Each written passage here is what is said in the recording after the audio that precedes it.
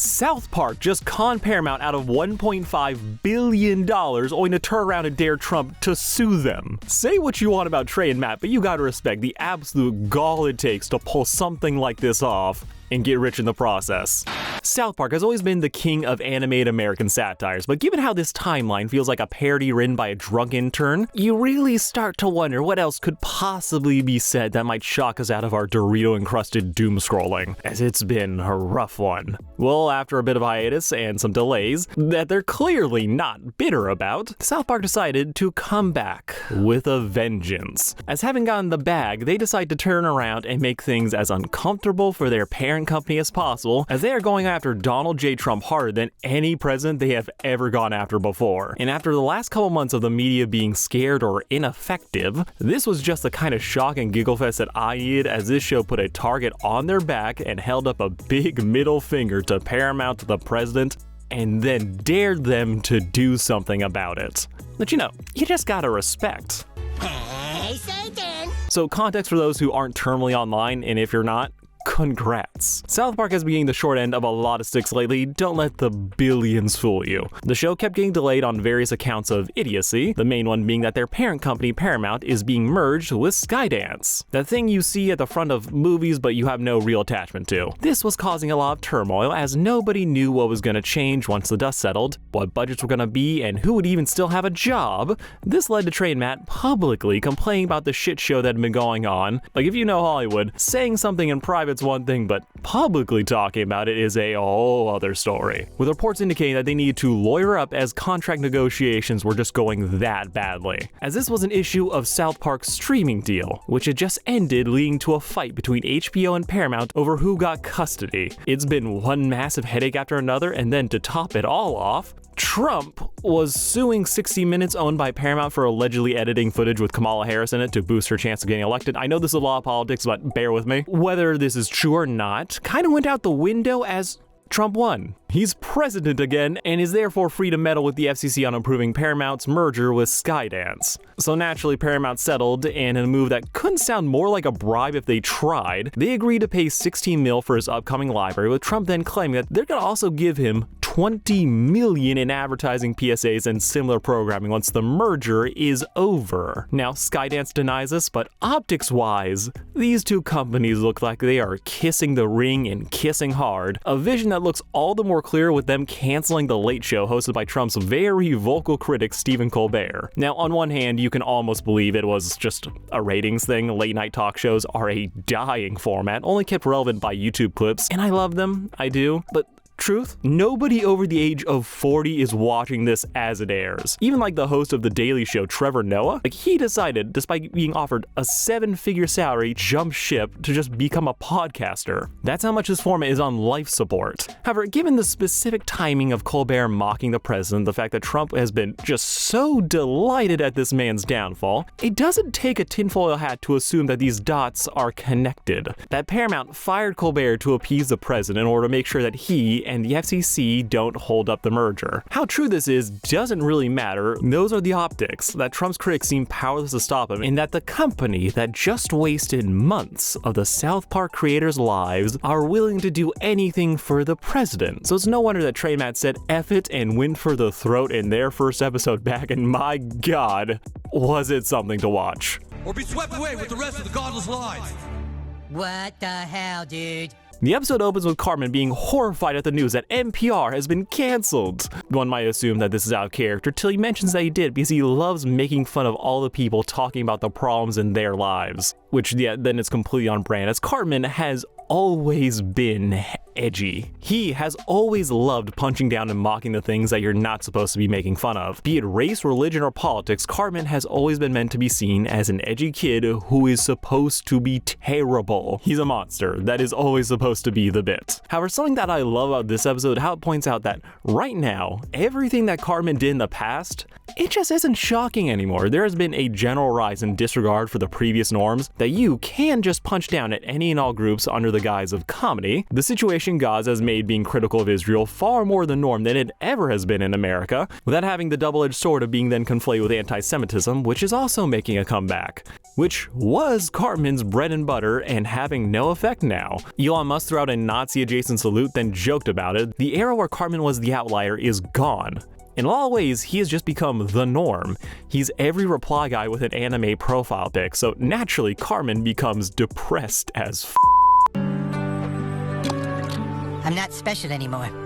He's distraught over the death of Woke and tries to off himself and Butters in one darkly messed up but very fitting reaction for Cartman of all people. As at his core, if you're to dig into who Cartman has always been, he's an attention seeker. He loves riling people up and making himself the center of attention. So for him to enter a world where all his previous slurs and attempts to push boundaries are just tolerated, it rips away everything that made him think he was special, as he's just every bad alt-right comedian with a podcast. With this being a great acknowledgement by the creators that how the point of Cartman has been hamstrung by the shift in the political climate on sites like Twitter. That a show that prided itself on being able to make fun of everyone is now stuck in an environment where anyone, if they wanted to, could do it. So what is a show to do? Well, if you're South Park, you decide to double down on what it means to be a great satire, as rather than just going for the easy joke of like punching down the people who are clearly already losing, they take aim at those in power, as that's what it means to really go against the grain and be bold in comedy. Hence, all the jokes at Trump, Paramount, and all the other authority figures who spent years making fun of Trump, only to throw in the towel the second he becomes president again. With the easiest and best example of this being PC Principal. And in times of hopelessness, one finds Christ. The man formerly known as Politically Correct Principal has folded and become Power Christian Principal, and it slayed me. PC Principal is one of my favorite new additions to the South Park cast. Him beating Cartman to an inch of his life lives rent-free in my head. So for this man, who represented cancel culture, to be a parody of the white dudes who talk over the people they claim to be defending, enforcing their vision of how the world should be, to have him fold and do a 180 on all of his politics, becoming a hardcore Christian, is just so perfect. As they're doing a couple things here, showing how woke, as they coin it, is dead, that its power to cancel people doesn't matter anymore, a point it proves by dropping the R word and the F slur carte blanche, no sense or anything, knowing that they won't get any real trouble over it, as that's just the current reality of the internet. The R word, that thing that people held against Helluva Boss's pilot for years, has kind of just come back. People are using it again after years of it being one of the biggest forbidden words on the internet, and now it's back to being gamer language, with PC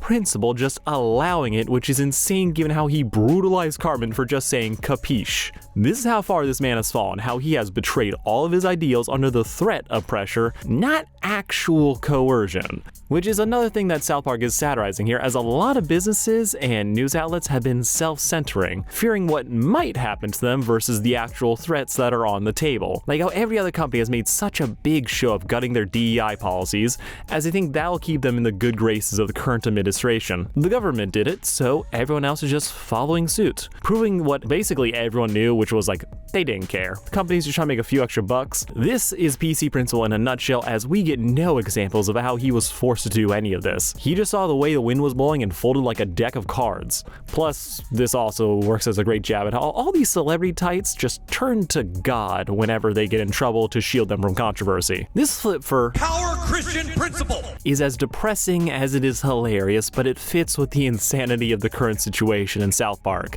as Jesus is back, and he's being forced into the schools, leading to a great running gag of how Randy flips over the misunderstanding that his kids are being forced to be Christian, when they're really just being forced to sit at the same table as the actual Jesus. It's dumb and on the nose, but clearly this is not a time for subtlety, and nowhere is this lack of subtlety more apparent than how the show decided to handle the president himself.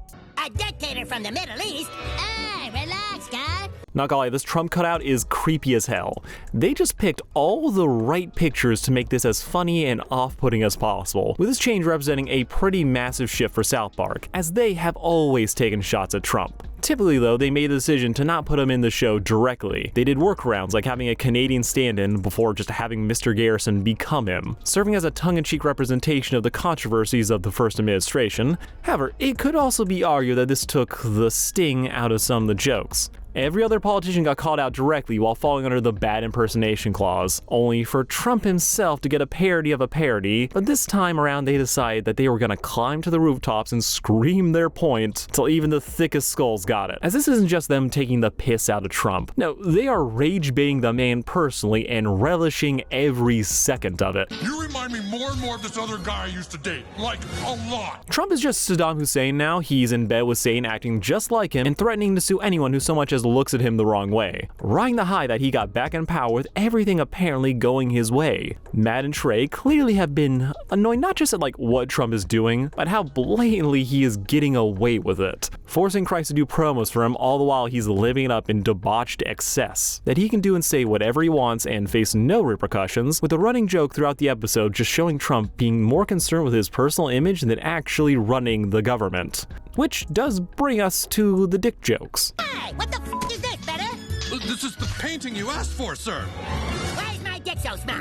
Now, people have made fun of Trump for a lot of reasons, from his fake tan to having tiny hands to packing toad, with the main reason for this consistent mockery of his appearance just being, well, it clearly annoys him. Like the dude once sued Bill Maher for joking how Trump might be the son of an orangutan, and that he would donate $5 million to charity if he could prove otherwise. A very obvious jab at how Trump did the same deal for Obama, demanding that he show his birth certificate to prove that he was a US citizen. He may be president, but he has incredibly thin skin, which is something that South Park is relishing in. That they know that we know Trump has sued people for less. So for them to go this hard, to call him a dictator, an idiot, having him date Satan with the smallest pecker they could animate, it all just adds that incredible sense of audacity that permeates this episode. South Park has made fun of a lot of people, but not since Scientology have they been this blatant in how they are trying to start shit. And given how the White House has already released an official statement calling South Park a fourth-rate show and irrelevant, it's definitely working. And proving the point how, for people who want to be able to mock anything and anyone, a lot of them can't really take it when they're the ones who are being made fun of. And speaking of people who can't take criticism, It's really nice to have someone to talk to about all this.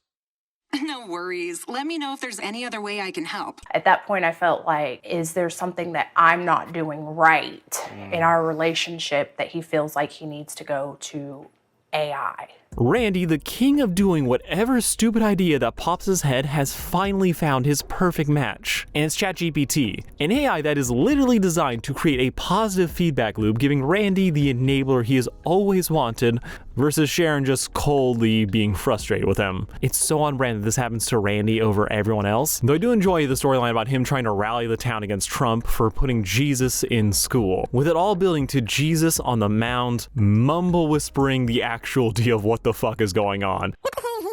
That he too doesn't want to be here and lost a lawsuit forcing him to do all of this. That even Jesus Christ is muzzled by the power of lawsuits, and at this point I gotta just bank on the fact that the only reason Trump is dating Satan is that he is looking for the best lawyers. But this closing moment is just the hysterical encapsulation about the perception that every authority figure has given up. The media is terrified, CBS is shitting themselves, but the only real strategy any of these groups seem to have is to just fold and wait for things to blow over, while leaving everyone else to fend for themselves. Which, as far as South Park is concerned, is some bullshit. You really want to sit around for weeks waiting for a slow demise? There's a ton of valid things you can criticize South Park for over the years, but one main consistent theme of Matt and Trey's careers is that they hate censorship. They hated cancel culture. They hated when people told them what they could and couldn't do, making it very understandable why their parent company buckling as hard as they did would annoy them. As now, they are truly facing someone who could actually pull strings and get them taken off the air, and has an apparent willingness to do so, making this the riskiest episode of South Park they have ever done, leaving us with a meta of the Butters and Cartman arc, as they're voiced by Matt and Trey.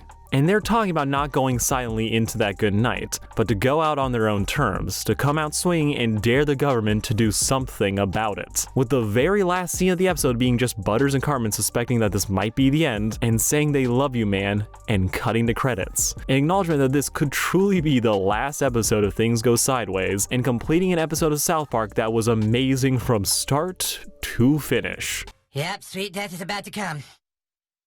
I love you, man. Personally, I've never been the biggest fan of little dick jokes. I'll chuckle at a good D's nuts if it catches me on the chin, but just saying, oh look, he's small, haha, I was like, okay, what's next? Oh, we're still doing this? However, well, not my usual cup of tea, it fully works here, as I was howling at every single one of these paintings, as it's not just about the joke, it's the context. We know that South Park could get in trouble for this, for as big as South Park is, even they can be screwed over by the whims of their corporate overlords, making their relentless mockery of the president, their clear antagonism to Paramount, and all the trouble this could bring them. Like, if it's not shocking, it is impressive. They are taunting the bull and daring it to do something, but the thing that really gets me is that Matt and Trey, they could get in trouble for this. However, it's their parent company Paramount who should be really sweating bullets. Alright, just got a quick addendum as I'm editing this. It was announced that, oh yeah, well, the merger between Paramount and Skydance did in fact go through, so the nuclear worst case scenario for them has been avoided. Trump can definitely still sue them personally, as he has been doing that a whole lot this week. Had a whole thing about like, oh, if anything happens, Paramount's the one who's gonna really have to foot the bill, and they still will, but it'll be just a settlement and not something a little bit more damaging. Still a great get by them, but just needed to make sure I had that extra context before putting this video out.